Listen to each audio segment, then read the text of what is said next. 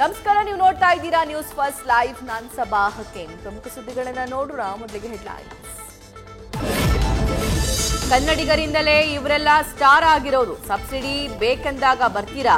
ಕನ್ನಡದ ನೆಲ ಜಲ ಭಾಷೆ ಬೇಡವಾ? ಡಿಕೆ ಶಿವಕುಮಾರ್ ಹೇಳಿರೋದ್ರಲ್ಲಿ ಏನೂ ತಪ್ಪಿಲ್ಲ. ಡಿಸಿಎಂ ಪರ ಶಾಸಕ ರವಿ ಗಣಿಗ ಬ್ಯಾಟಿಂಗ್.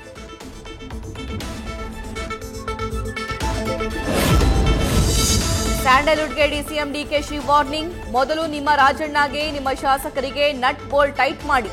ನೀವು ಹೇಳ್ದಾಗ ಬರೋಕೆ ಹೋಗೋಕೆ ಯಾರು ನಿಮ್ಮ ಗುಲಾಮರಲ್ಲ. ವಿಪಕ್ಷ ನಾಯಕ ಆರ್ ಅಶೋಕ್ ಆಕ್ರೋಶ.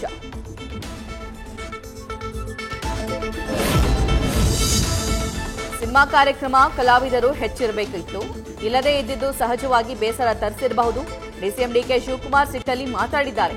ಇದನ್ನ ಬಹಳ ಗಂಭೀರವಾಗಿ ತೆಗೆದುಕೊಳ್ಳುವುದು ಬೇಡ. ಫಿಲಂ ಚೇಂಬರ್ ಅಧ್ಯಕ್ಷ ನರಸಿಂಹಲು ಪ್ರತಿಕ್ರಿಯೆ.